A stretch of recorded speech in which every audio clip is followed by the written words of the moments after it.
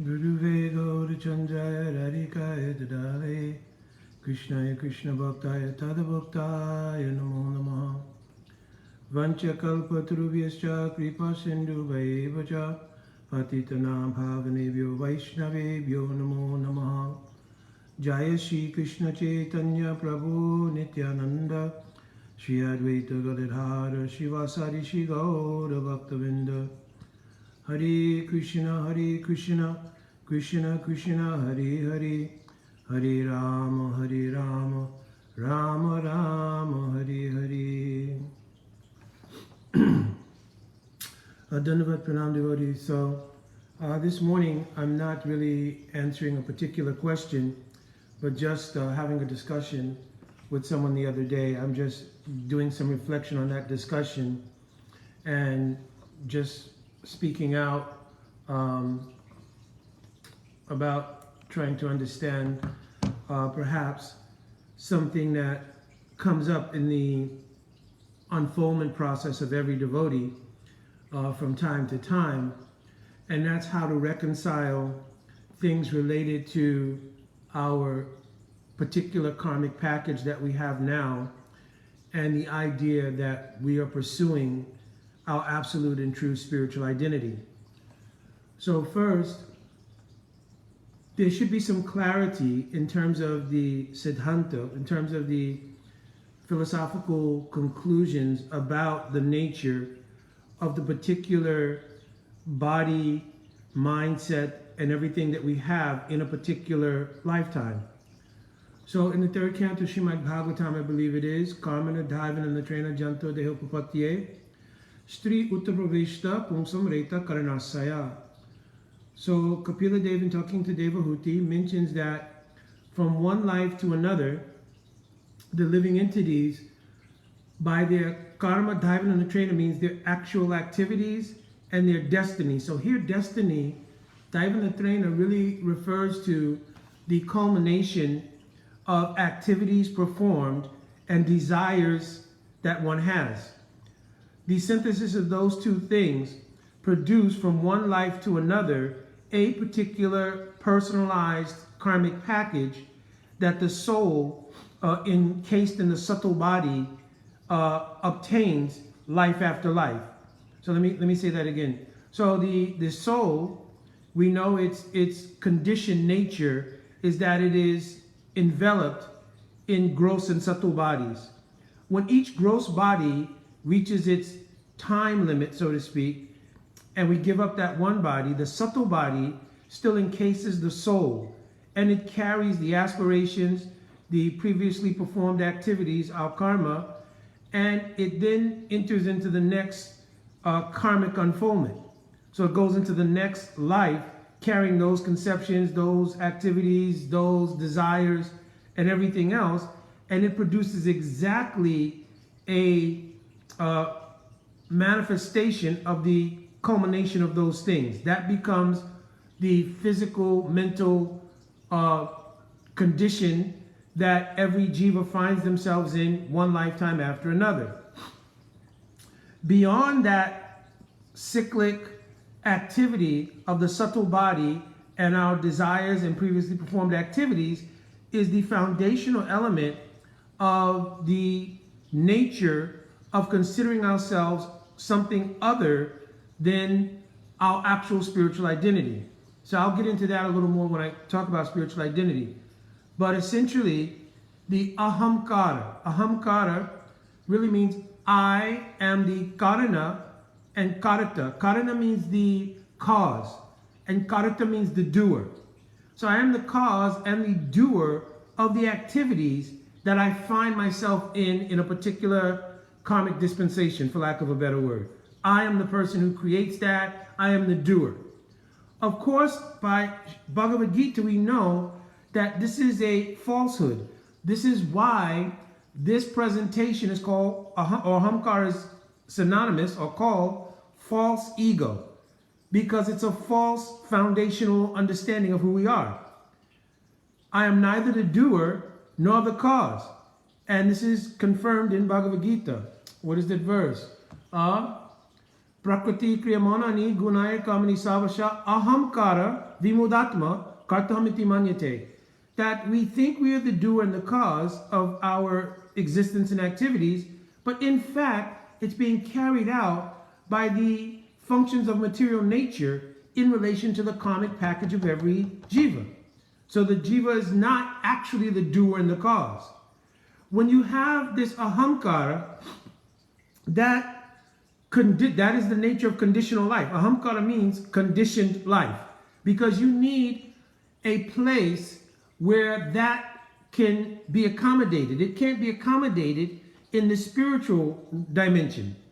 And of course, in scripture, there's sort of a metric given just to help us understand that the spiritual world is 3/4 of the creation and the material world comprises 1/4, right? So I don't know if that's an actual mathematical reality or it's to give an indication of the nature of the material world, or Bhagavan's Srishti Leela, his material creation pastime, is simply a small part of his overall existence.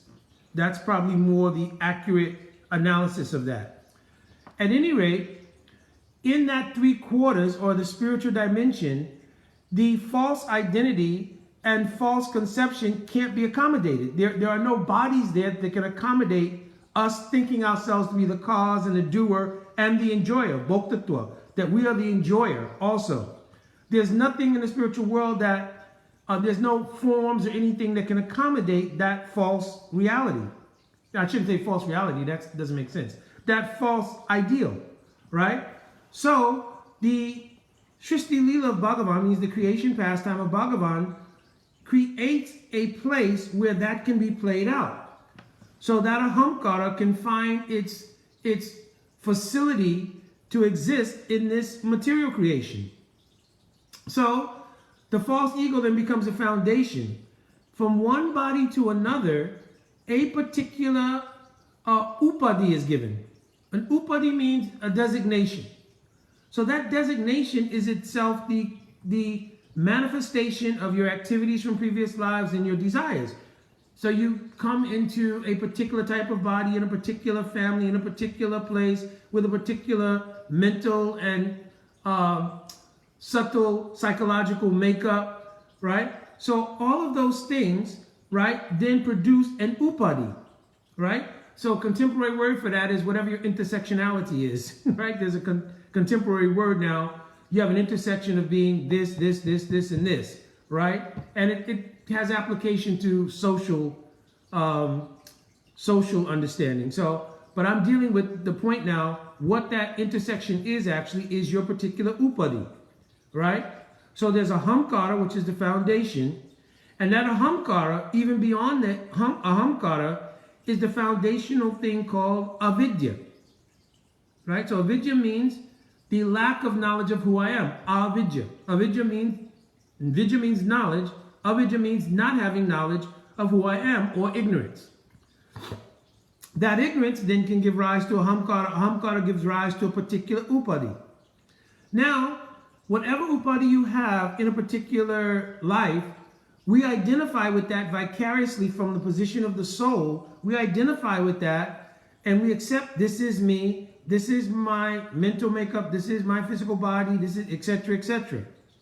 Now, when we want to somehow, by great fortune, we get the influence of a spiritual awakening, some way, form, or fashion, right? Not particularly talking about bhakti here, but just any kind of seed of a spiritual awakening. The first thing that becomes questioned is, who am I really? Because at a certain level of either dissatisfaction, frustration, or whatever the motive might be, at some point in this cycle from one life to another, which has been going on since Anadikal, just like in Srimad Bhagavatam, it's explained, Anadi avidya yuktasya, that the connection with this avidya is anadi, it doesn't have a beginning. So we don't have to search out a historical, well, when did this happen? When did I fall into this ignorance, etc.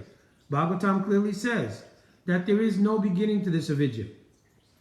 But when that moment comes when, what is this? Why am I here? And it may be due to suffering, it may be due to inquisitiveness, it may be due to previous impressions in one life's dispensation, somehow or another, there was some kind of spiritual contact. Then it arises in the consciousness or chitta of a jiva. What is this? Who am I? Why am I suffering? Is this life all there is? At that point, then that spiritual sort of inclination starts to prod the jiva to try to make that discovery.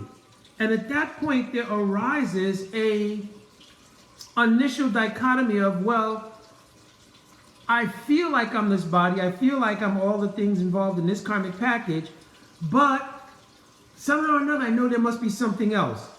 This state is called mati. Mati means the state of deliberation in which the first consideration comes, well, who am I? In Chaitanya Charitamrita, in Sanatan Siksha, when Sanatan Goswami Pad asked the Sriman Mahaprabhu, Kayami, Kenyamai, Jare Tapatrai. Who am I and why am I suffering threefold miseries? That is called mati, when this question arises in the jiva. And then Mahaprabhu in synopsis gives the answer right away. Jivera Sarupoye Krishnera Nityadas. Jivera Tatasta Shakti Ved Abed Prakash. Who are you? Constitutionally, that means your actual nature is you are the das of Krishna. Therefore, like we were using the word earlier, ahamkara, I, right? I, and then we are the doer and the cause. This is our misconception.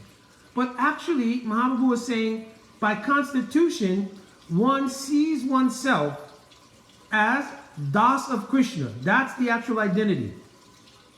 Just like ahamkara gives rise to many upadis according to your karma, the concept of I am the das of Krishna under particular spiritual conditions gives rise to the real designation with specificity of what kind of das you are.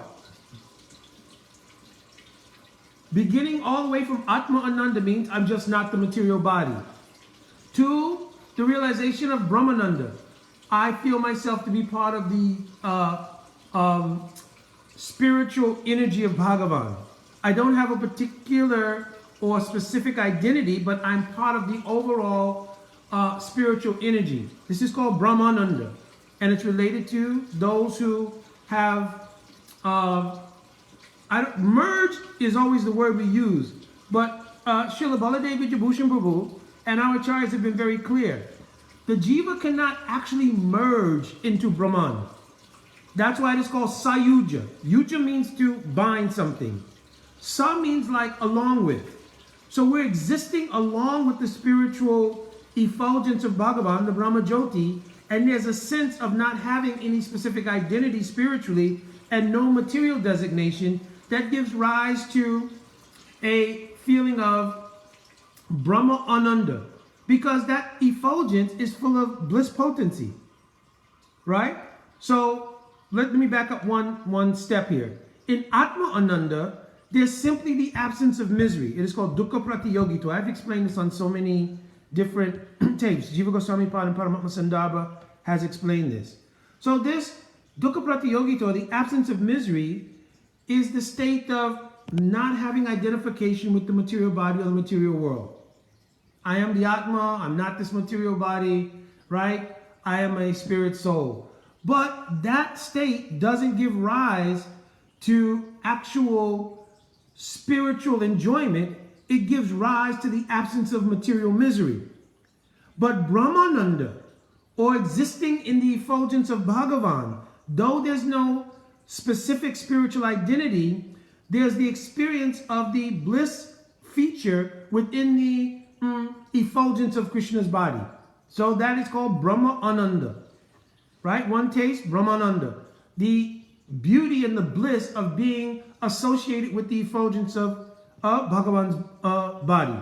Now, beyond that is the recognition of the difference between the jiva and Bhagavan, which gives rise to the fact that Bhagavan has an identity and I have a separate eternal identity.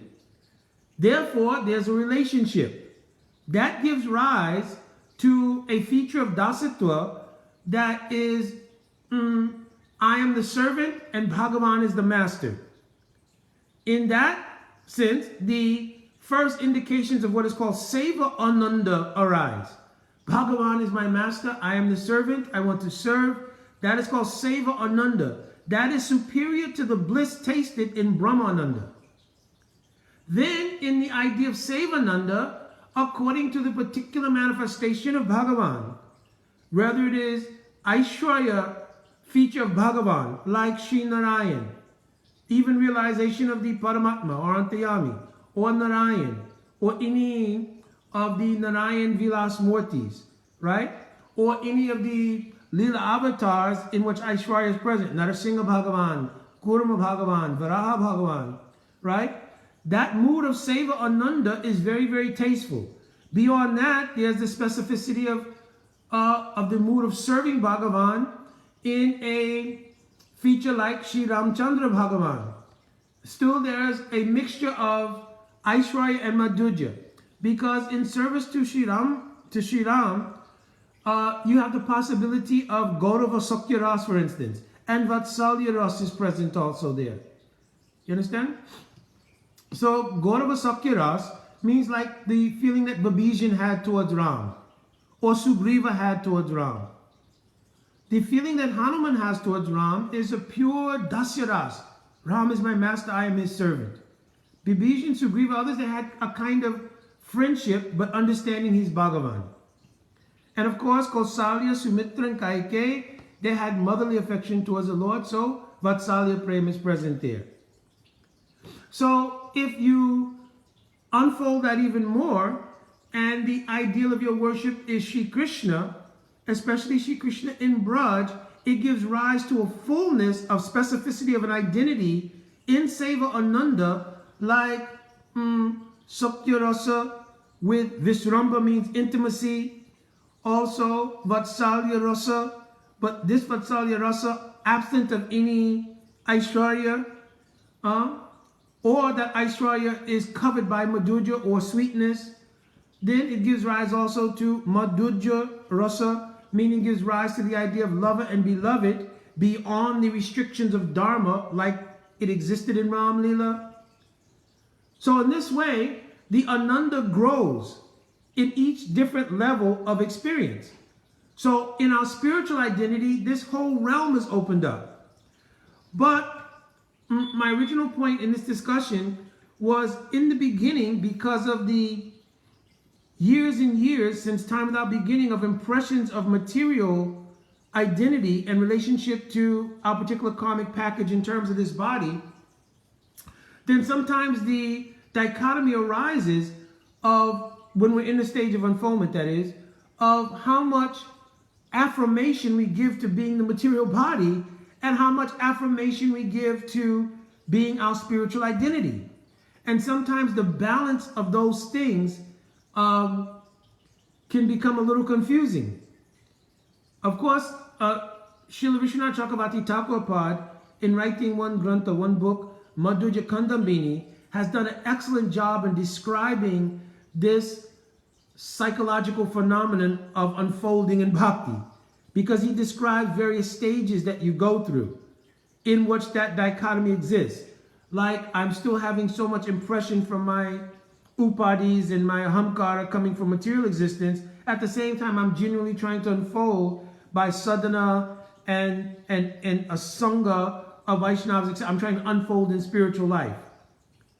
So then that dichotomy arises of how much affirmation we give to either side, right? So what I mean by affirmation is, and this is where the conversation I had comes into play, because the devotee was speaking about something that came up on a podcast that I did recently, and some responses that came, well, two responses actually that came, and they were both about the idea of not seeing a difference between the physical body and therefore social issues and social justice issues related to it and our spiritual identity. On the podcast, I made the point that it's almost like a spiritual schizophrenia to have a situation where you in one sense identify strongly as being a particular body with a particular race, gender, color, all these different things. And at the same time, you have aspiration that I want to be a spiritual identity. So for instance, we're doing Sadhan Bhajan every day. And what is that Sadhan Bhajan for? The essence of our Sadhan Bhajan life is hearing and chanting, especially the chanting of Sri Nam. So Srila Bhaktivinoda Thakur has written, More Siddha Deha Diye Krishna Pasi Rake Giya, E Deera Kare Sarvanash. That, oh Harinam, please give me my Siddha Deha and bring me in relation to Krishna. And at the same time, destroy Edera Save Karanash, destroy this present material conception. So if you are chanting Harinam and doing Sadhan Bhajan with all the other elements, hearing, chanting, remembering, serving, like doing Thakurji Seva, all these different things, and you're saying prayers every day in affirmation of pursuit of a spiritual identity, then I'm not understanding how it would be possible to then reaffirm that I am a Latina female, a black male, a Indian transgender person, to just that complete myriad of various upadis, and you sort of identify with that strongly. At the same time, you're trying to break that, right, to understand what is my spiritual identity. So that could lead to a kind of spiritual schizophrenia, or it can lead to an artificial synthesis of those two things. So now the question becomes, well, Mukunda, if you're saying that, what do you do? Because there is a certain amount of apparent reality that I have a body, I have a particular designation in that body, etc. So Sri Chaitanya Mahaprabhu clearly spoke this to Raghunath Das Goswami, and I've spoken it many times. Antara Nishtakara Bhaya Lokya Vyavyahar. Antara Nishtakara means in your inner recess, means in your heart, your sacred space, your Hridaya Mandir, your heart temple. Only the affirmation of my spiritual identity through the practice of unfolding a spiritual life should be allowed entrance there. In my psychological makeup, I accommodate that there's the material world, and I exercise prudence and Vyavyaharic consideration. Vyavyahara means dealing with the material world in an appropriate way. If you're a father and a husband, and etc., you have to do responsible things. If you're a mother, you do the things that are responsible for motherhood. If you are a child and you have certain responsibilities, you carry them out, right? If the weather outside is of a certain nature, you dress and deal with that environment appropriately. So it's a matter of kind of having separation, but at the same time, understanding what that separation is, so that it doesn't cause spiritual schizophrenia. I am a soul that has a body. My god uncle, Bhumi Bhakti Prabhu, he mentions this a lot, and it's a really profound point. I am a soul, I have a body. I'm not the body. The particular body I have, I've already discussed how it has come about. So now, dealing with that, realizing that, I'm simply going to act according to that understanding. I have a body. That body has certain designations acquired by my karmic portfolio. I'm going to responsibly act in a way that I carry out the duties of that body, but not allow it to then infringe upon the sacred space of my Hridaya Mandir and my unfoldment into my actual identity in my Siddharup, my perfected spiritual form and relationship to Bhagavan. So just like oil and water, if you put them in a container and you shake them to try to force a synthesis of those two things or merging of the two, it will never happen. As soon as you put it down, they'll separate again. And some people spend a whole lifetime trying to shake the oil-water nature of spiritual reality and material reality and force it to come to a synthesis. It won't. The material energy and the spiritual energy are two different things. The spiritual energy is certainly the root of material energy, but they are two separate things. They will not have synthesis. So we have to find the reality, absorb ourselves in reality, and then the false nature or representation of that reality, or just the material energy, because not the material energy is false, it's our relationship and conception of it that's false. So naturally, just like with the oil and water simile, if you put the container down, water will take its natural place and oil will take its natural place. And a natural organic reality of those two things in that same container will present itself.